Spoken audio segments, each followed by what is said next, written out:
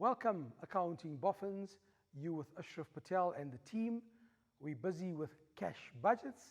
The emphasis now is on the payments. So let's have a look at this here. As you can see, if you recall from our previous lesson, we did the cash budget, right?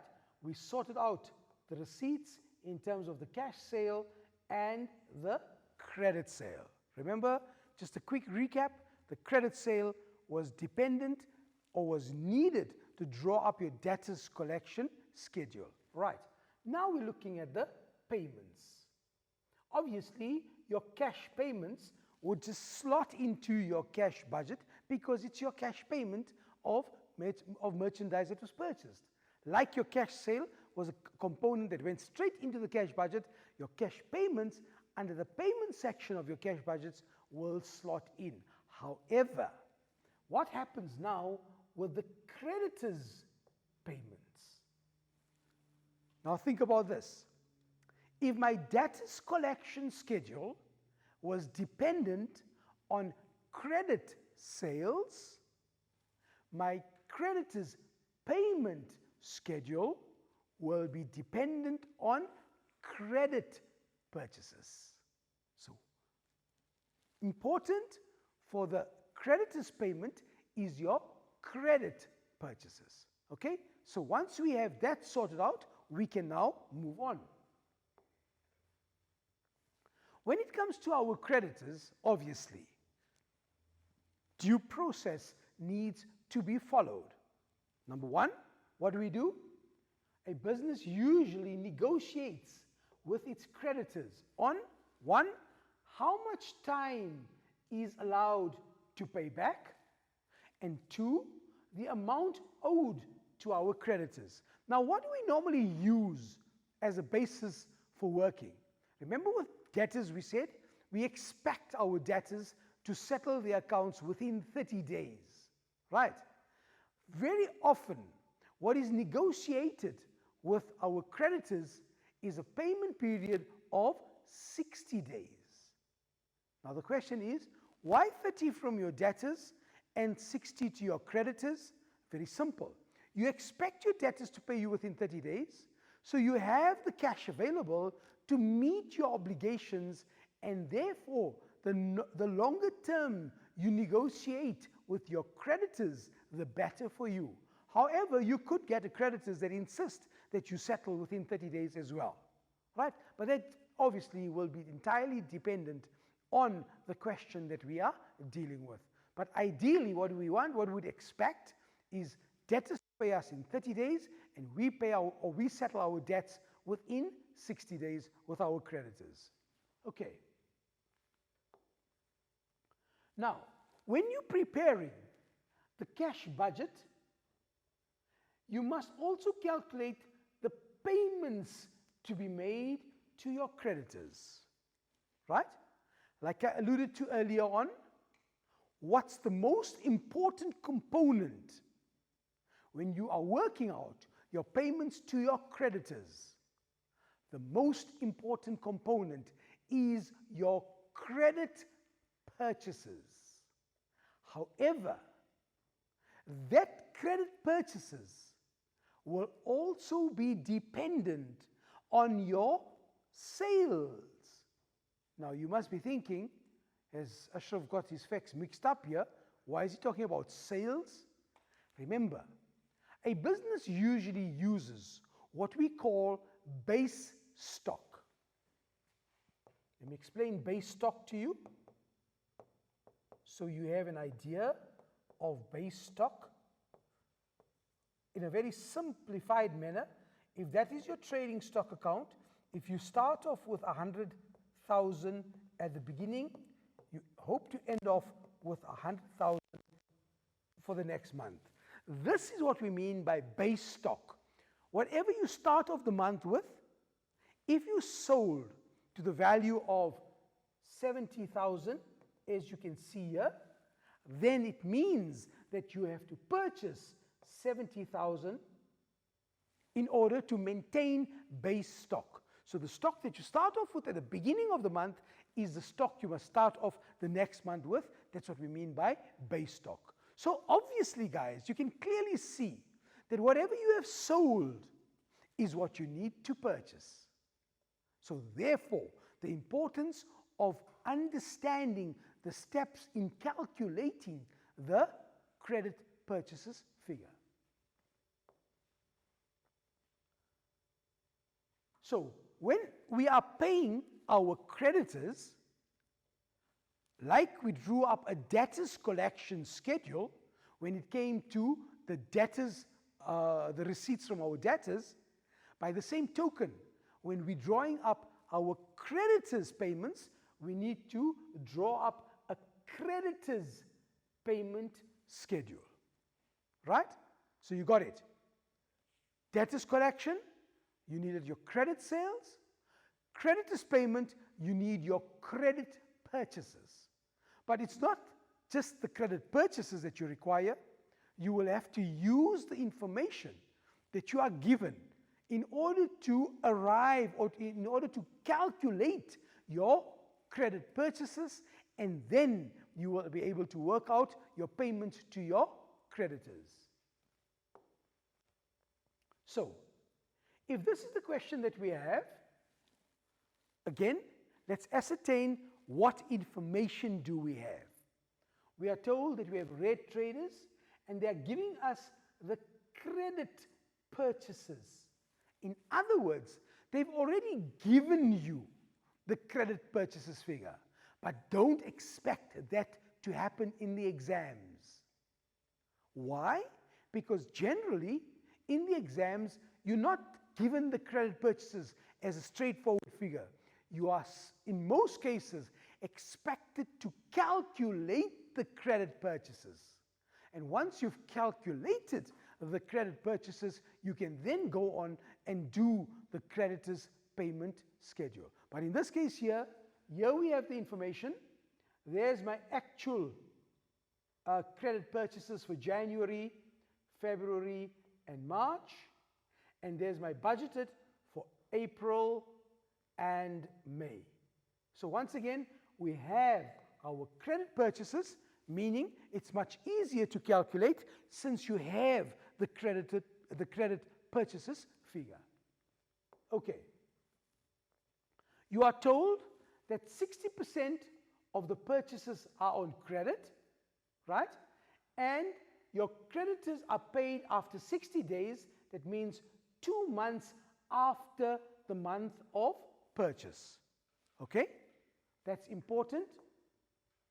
So if we look at our creditors schedule here, payment schedule, we need to ascertain firstly, in February, we purchased goods to the value of 52,000 Rand on credit. Remember, the credit purchases figure you want. Okay? In this case here, we're looking at the 52,000 Rand as the total figure of our purchases, right? But 60% of it is on credit, so you'll take 60% of the 52,000, right? And that will give you, if you take your calculator, and if you take 52,000 times your 60%, you get a figure of 31,200. So you can clearly see, if you bought in February, they told you, you pay 2 months after. So February, March, you're paying in April. How much are you paying in April? 31,200. Okay? Then you look at March, and once again, you find out that your total purchases is 60,000, right? 60% of that figure is on credit, okay? So you'll take 60% of 60,000. We can do it as a straightforward calculation. It would be 36,000 Rand. Let's just check on the calculator if our figure is correct. So we say, take the 60,000 times your 60%, and there you go, 36,000 is correct. So once again, what do we know here? We can see that we took 60% of the 60,000, right? Gave me a figure of 36,000. When am I paying the creditor? 2 months after the month of purchase. So I purchased in March, I will not pay him in April or her in April, I'll pay the amount in May. There's my 36,000 that will be paid in May. So my total payments or my creditors payment schedule looks like this. This is the total payments that I will have to make for my budgeted period of April and May. Now once again, what's important in terms of our calculations? Firstly, look at the budget period. What period are you working for? You're working for the period April to May, right? Number two, which months will impact on April and May?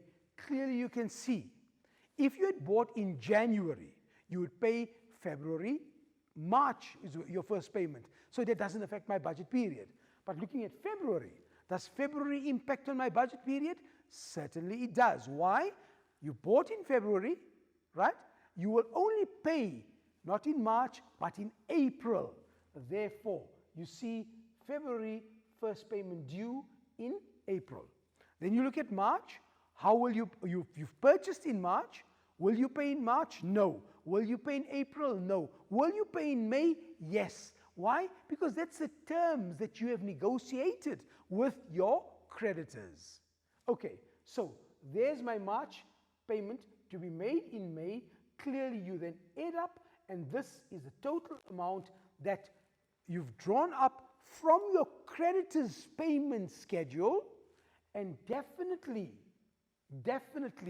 how is this going to impact on my cash budget? Once again, notice under my cash payments, let's take the 65,000 Rand, which was my total purchases, right? Multiplied by 40%, because obviously if 60% was on credit, 40% has to be on cash. So therefore, you take your 65,000 times 40%. Here we go, 65,000 times my 40%.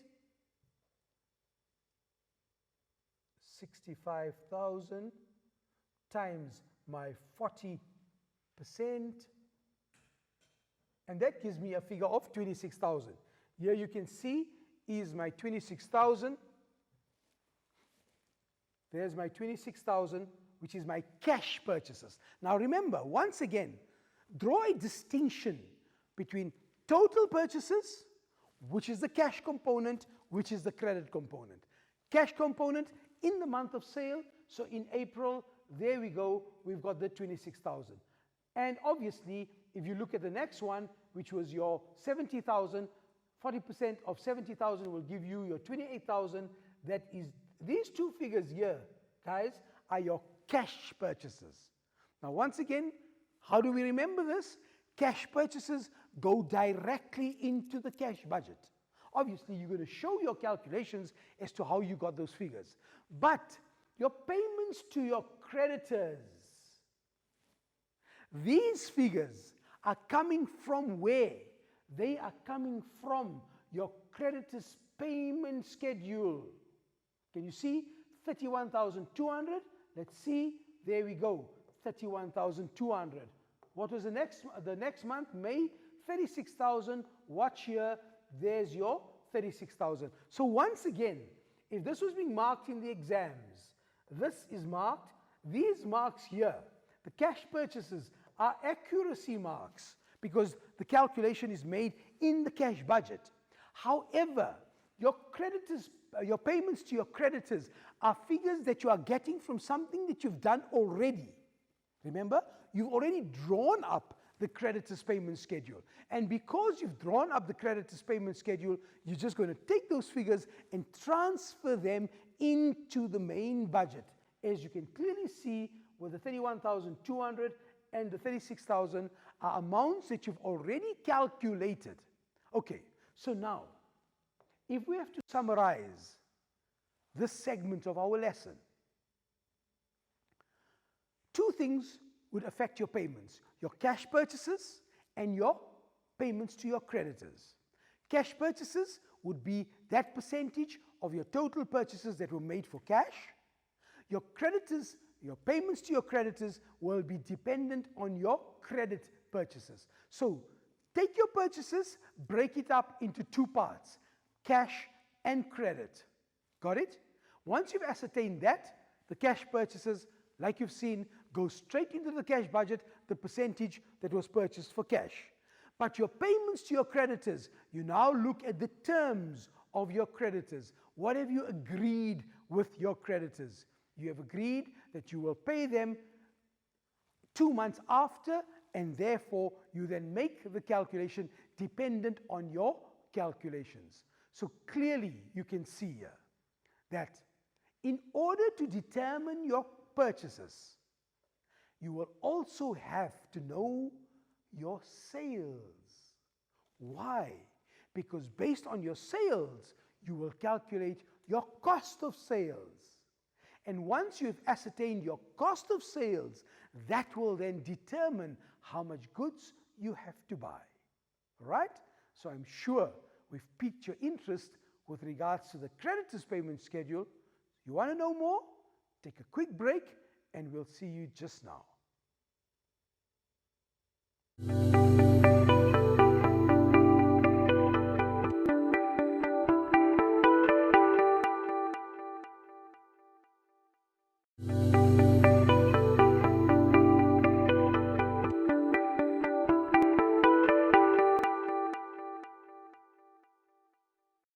Welcome back, accounting boffins. Right? We're busy with cash budgets. Which component of the cash budget? The creditors payment schedule. Right? Let's get into this question so that we understand exactly what we are doing. We have to use the information to prepare the creditors payment schedule of Red Traders. And what information do we have? Remember I said, in this case here, we are given the sales for October, November, and December, right? We are also told that the firm uses a markup of 25% in order to maintain a base stock consistent level. Remember we spoke about base stock? Just a quick recap. Base stock means you keep your stock consistent. Right. Now the first thing that you need to know here, guys, is how to calculate your cost of sales. Remember, we need our cost of sales to determine how much goods we're going to buy. Once we've ascertained that, that figure will then be broken up into cash purchases and credit purchases. Now, this often is a challenge for learners, and I'm going to show you an easy way to remember how to calculate the cost of sales. Here goes. Cost price is equal to 100, always, right? The cost is always equal to 100. Your markup, in this case here, is equal to 25%. Obviously, that's your variable. It will change from enterprise to enterprise. Some mark up by 25, others by 50, 33 and a third, whatever it may be. So that's your variable. It changes depending on the needs of that particular enterprise. So you add the two, cost price plus your markup is equal to your selling price of 125. So cost plus markup is equal to selling. Now, you are given the selling price. What do you want to calculate? The cost price. Look at your formula. The cost is 100. So whatever you want must always be on top. Not inside, on top. 100. Over what's given to you? The selling price. What's the ratio? What's the percentage? 125. Right? Times what? Times your actual selling price. So you want an easy way to remember that, don't you? Here goes. Cost price on top, not inside, on top, over your selling price, which is 125, times your actual selling price. And you want to remember that? ASP Ashraf Patel. Easy, isn't it? So, in that way, you will always know how to calculate your cost price. Remember, you are given the selling price here of your sales figure for October. You're given the selling price for November, and you are given the selling price for December. You have to calculate the cost price. Okay, so we've sorted that one out. And you are told that all the purchases are made on credit, so that means whatever you've been buying to maintain base level stock, consistent levels of stock, is credit. There's no goods were bought for cash. Okay. Additional information: the owner is expected to take goods costing 1,000 Rand each month for own use. Right? Remember again the acronym POP. What do we remember with the acronym POP? Whenever it says personal, owner, or private, when you see any one of those words, you remember that that is drawings, right? That is drawings. Now, drawings is not necessarily only in terms of cash. Anything that the owner takes from the business, even it may be trading stock, is regarded as drawings. So any information that is given to you for a very important reason. And you'll see why I'm saying that just now. How are we paying our creditors? They are expected to be paid 20% in the month of purchase. That means if you bought in January, 20% will be paid in January. And the remainder, the balance, is paid equally over 60 days, meaning depending on how you do your calculations. Firstly, what you do know is that 20% in the month of sale and the balance equally over 60 days. That means if you're paying 20%, you're left with 80%, so it would be 40-40 in the 2 months after the month of sale. So in other words, you're paying your creditors 20%, 40%, 40% to cover the 100% payment. Right. Obviously, this is just additional information for your credit sales, because sometimes, depending on the question, if the question had said credit sales constitutes 70% and they only give you the credit sale, you'll have to use the credit sale to determine your total sale. Look at the tricks we use as examiners, right? Very important.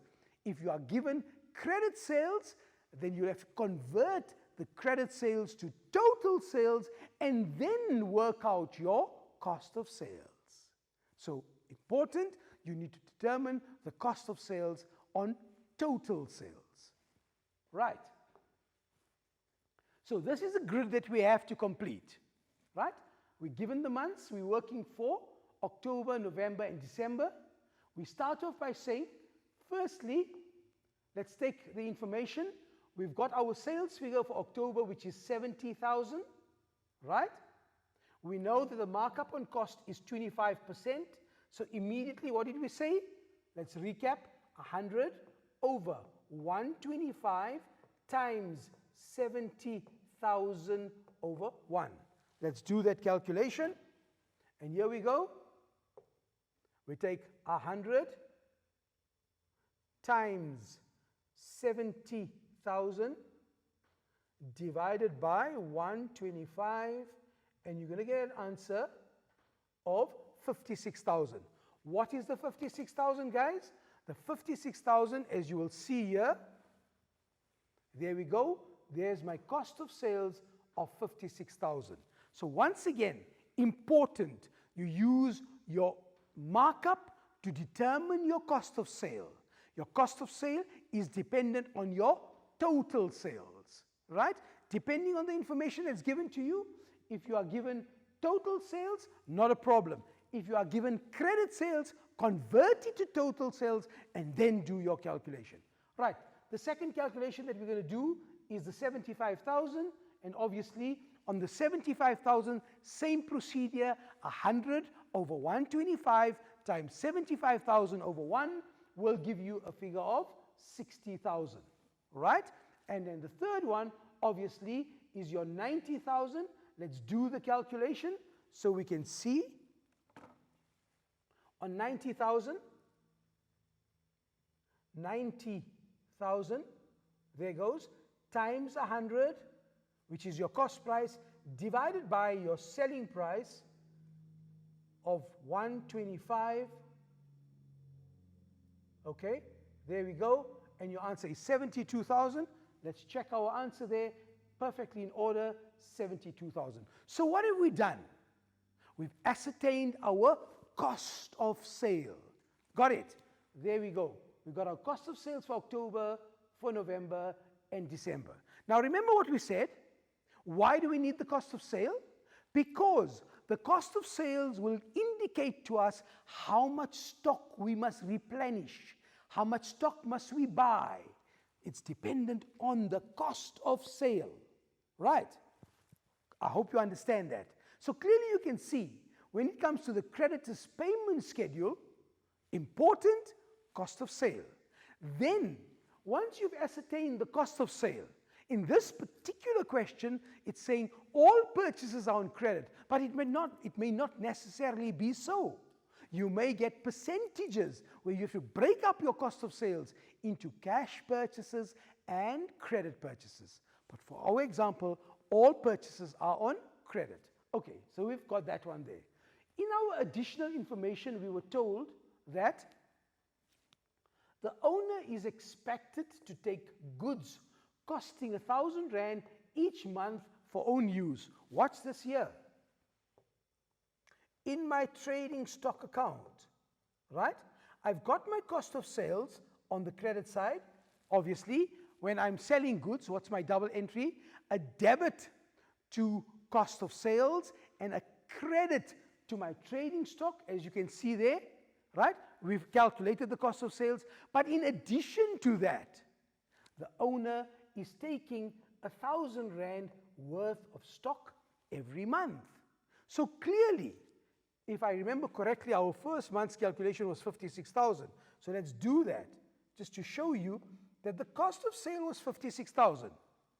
We calculated it, but that was not the only stock leaving my business. Why? The owner was taking 1,000 Rand worth of stock, which was your drawings. So therefore, the total amount of stock that is leaving my business is 57,000. It's the cost of sales plus the drawings. Therefore, when I do my calculation, watch here, cost of sales plus the drawings. But be careful, only drawings of stock will impact on this calculation. If the owner withdraws cash, it has absolutely no bearing on this particular calculation. Why? Because if he's taking cash, he's not taking stock, so therefore it cannot affect the amount of stock that we need to buy. So clearly, guys, you need to look at your trading stock account. This one here. I think I drew it up for you. Let's find it. Yes. Here's your trading stock account. And you need to look at all the ways in which stock is leaving our business. Right? In this case here, because of sales, 56,000. Because of the owner took 1,000, the total is 57,000. Therefore, now you can clearly see that my total purchases will be my cost of sales plus my drawings. So I calculated this for you, the cost of sales for each month. We know there's 1,000 Rand worth of this thing in each of the months. Therefore, my credit purchases will look as follows. There's my 57,000, there's my 61,000, there's my 73,000. What was that all about? Add that plus that, 60,000 plus the 1,000, 72,000 plus the 1,000. This will now give me my credit purchases. Okay, now, all purchases are made on credit. So, everything credit, full amount. Creditors are expected to be paid as follows: 20% in the month of purchase, balance equally over 60 days. Let's look at our calculations. You start off with the 57,000. First step, calculate your 20%. Let's do that. So we got our 57,000 times my 20%. Okay? And that gives me a figure of 11,400. So there we go. There's my 11,400. There's my 11,400. Okay, now what do I do? Watch what I do now. I take my 57,000, right? minus the 11,400 that will be paid in the month, in the same month, to give me a figure of 45,600. It's paid equally over the 2 months, therefore divided by 2, and there you get a figure of 22,800. So here we go. There's my 22,800 over the 2 months. Right, the next one we do is our November one, 61,000. Step number 1, work out your 20%. So let's do that. We got our 61,000, which was my total purchases, times my 20% will give me my figure of 12,200. There's my 12,200. Now take your 61,000 minus 12,200, and it gives you that figure of 48,800 divided by 2 will give you a figure of 24,400. Here's your 24,400. Remember, equally over 2 months, but my budget period ends in December. Okay? When I look at my December figure, it's the 73,000. Clearly you can see this will only be paid in December and the months after that. So therefore, what do we have here? Let's go and see what we have. We now have our completed schedule showing us all our purchases in terms of the credit purchases that we had. There's the October one, 11,400, November the 35,000, and December obviously the 14,600, which was the 20% of 73,000. Clearly added together, or not added together rather, but rather taken separately into my cash budget. So in my cash budget, when I'm doing my payments to creditors, these figures will appear, but like I said, they would be accepted figures in the cash budget because we've already done the calculations. Okay, so guys, that is the creditors payment schedule. Most important, cost of sales and any other ways in which stock has left our business. Add together because we're using base stock, then determine what we need to purchase. Right? When you come back, we're doing a very interesting and important component of budgets. So, you want to know more? Stay with us. See you in a jiffy.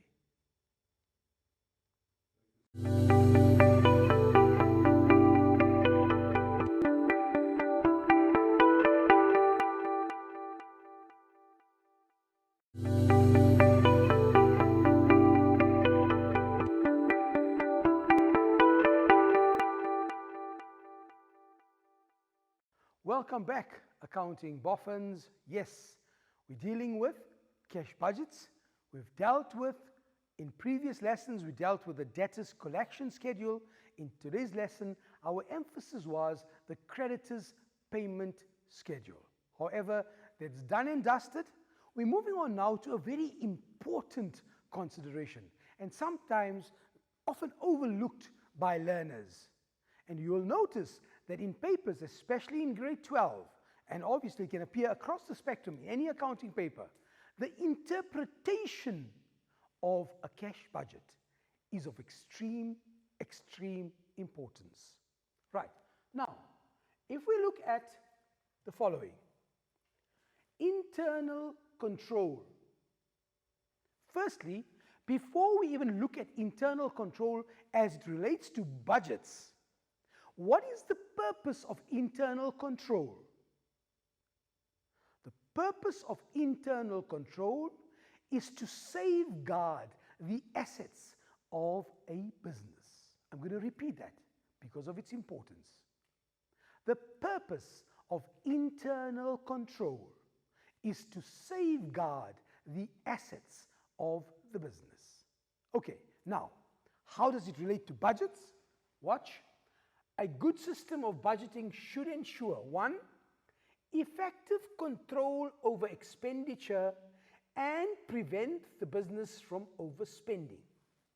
Very important, because that is the ultimate idea of the budget.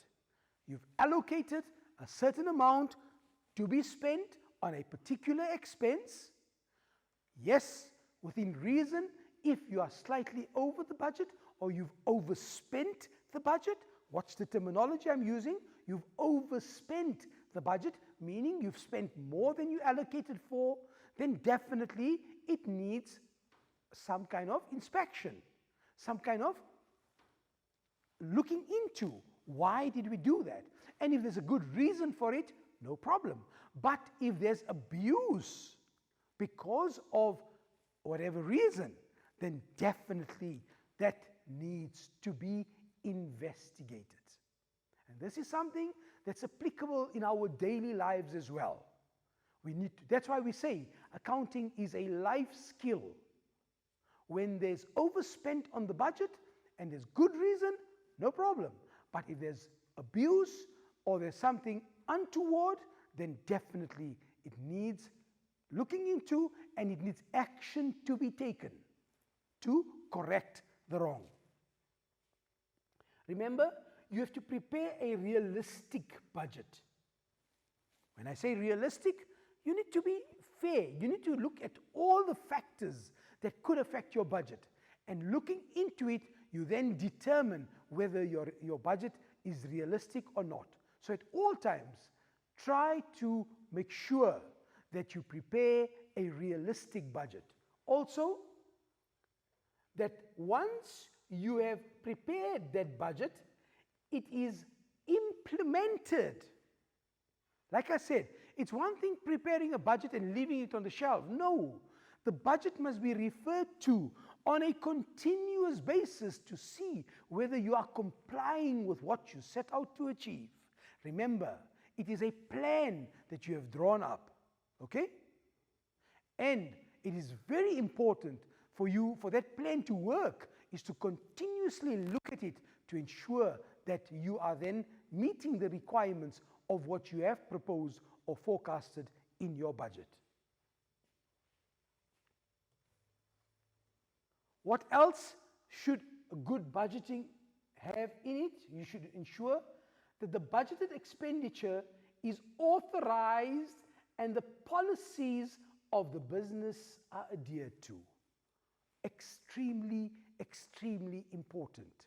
One, when you're making payments, ensure that there's proper authorization of those payments. That means people that have been put in charge of procurement are ensuring that there's an order for whatever is ordered, that there's a need for whatever is ordered, that we are buying it from the best possible supplier and not from a family member where we can get a kickback, okay? Because obviously that is tantamount to fraud, okay? And therefore, the budget should ensure that we follow policies.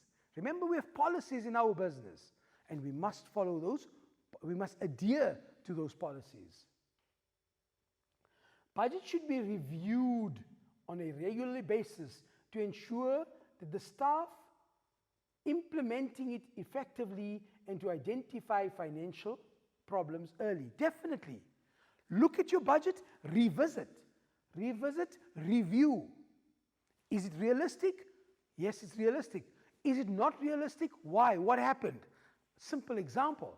If you've budgeted for fuel as an expense in your business, and suddenly you notice there's a spike in the fuel prices, then certainly you need to revisit your budget, because those prices were worked out on fuel increases being marginal or inflation-linked prices. But suddenly there's this spike in the fuel prices which is out of your control. Then definitely review your budget. Go back and say, right, we need to adjust this fuel in terms of the fuel hikes that are taking place in our country. And therefore, you are reviewing your budget. Can you see the importance of reviewing your budget on a continuous basis? And also, the staff who are appointed to do that are doing it effectively.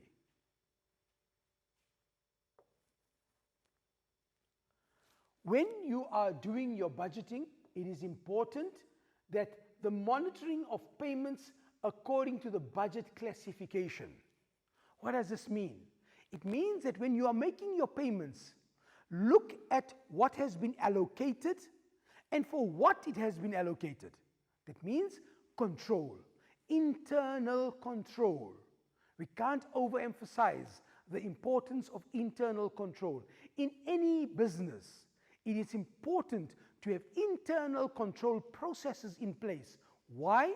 The purpose of internal control, like I alluded to early on, is to safeguard the assets. It's to prevent fraud from occurring in a business. It's to ensure there's no wastage. It's to ensure that expenditures are kept to what we have budgeted for.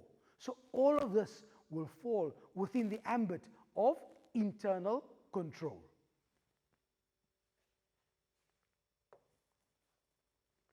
Internal controls over our cash flows management should negotiate the best possible terms with suppliers. Absolutely important. People that are in charge of procuring, people in management, should negotiate with suppliers so that we get the best possible deals. Because at the end of the day, the better the deal for the business, the better for everybody. Everybody will benefit from it. Okay? When you're selecting the suppliers, negotiate the best possible settlement discounts for prompt payments. Yes, absolutely critical. When you are buying on credit, like I alluded to earlier on, generally we expect our debtors to pay us within 30 days.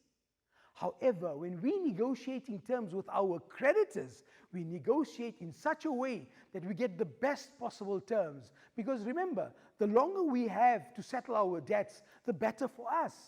In terms of cash flow problems, it makes it easier on the business to collect our debt within 30 days and to pay within 60 days. Can you see? It gives you that leeway in terms of your cash outflow.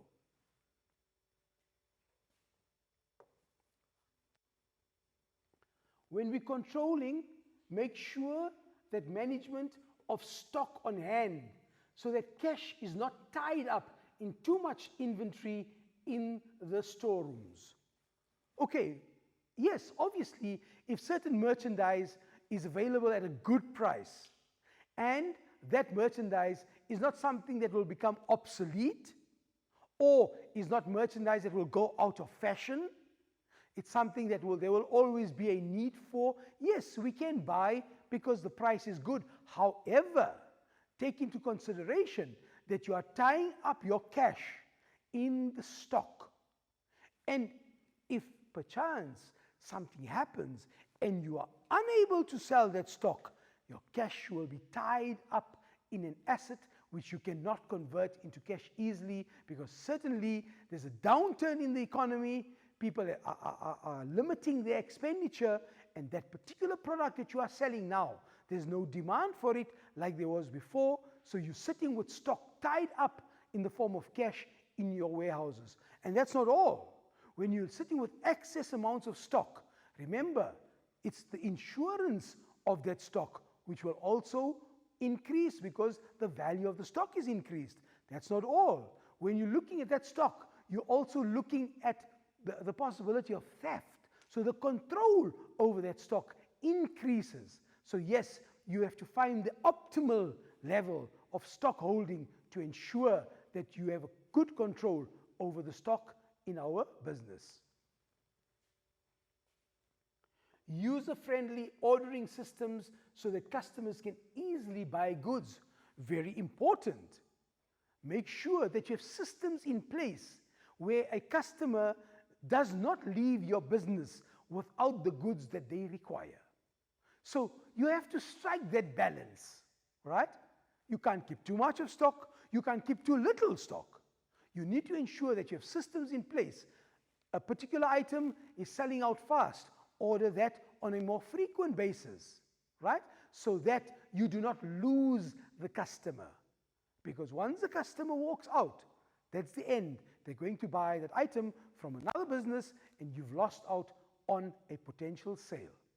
So make sure that you have systems in place which will ensure that our shelves are fully stocked and that we can service our customer base. Very important.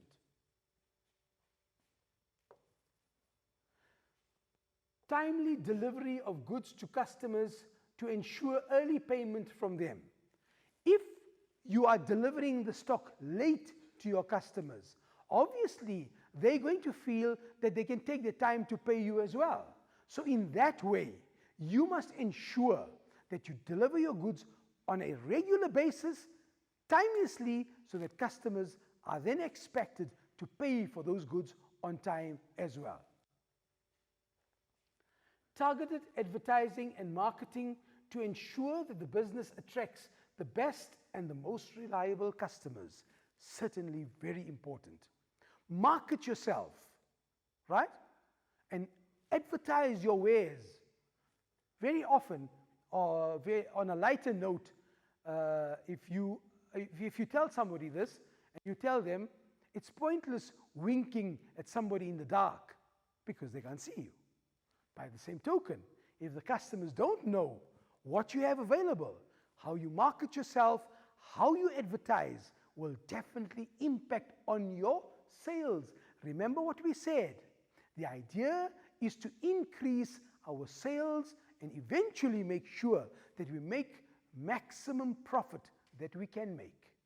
Right? So therefore, remember something. Your marketing strategy, your advertising strategy. Just to give you an example, you have in your budget a figure for advertising, and you've budgeted 20,000, and you actually spent 5,000. Look at those two figures. One would be, you would be convinced to say, but it's fine. We save money, man. Come on. We budgeted 20. We only paid for our adverts 5,000 rand.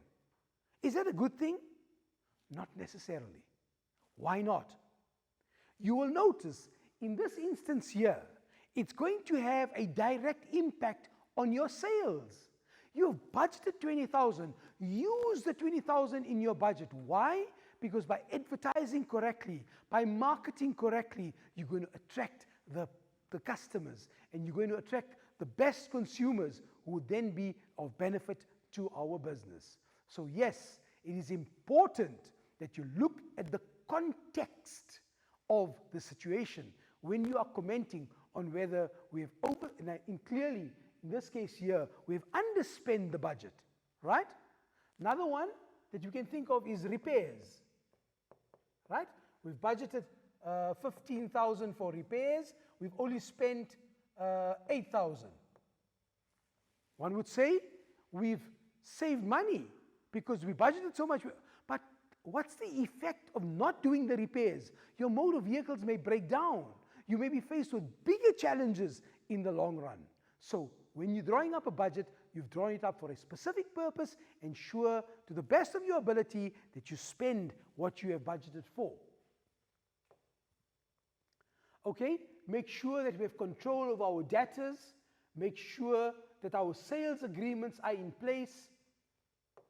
And in that way, make sure that we follow up by sending reminders to our debtors on a continuous basis. Send out SMSs, WhatsApp messages, statements, so that they pay timelessly. How do we encourage them to pay? Offer settlement discounts. If they don't pay, you charge interest on the overdue accounts.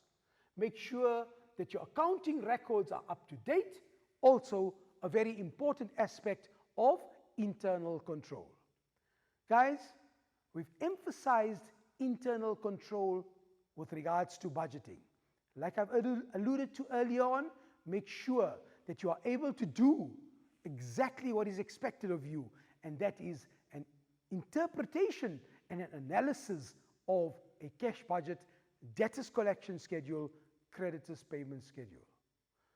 Until the next time, reach for the stars. If you don't make it, definitely you will be a shining star in the horizon of South Africa. Until the next time, be good. Bye-bye.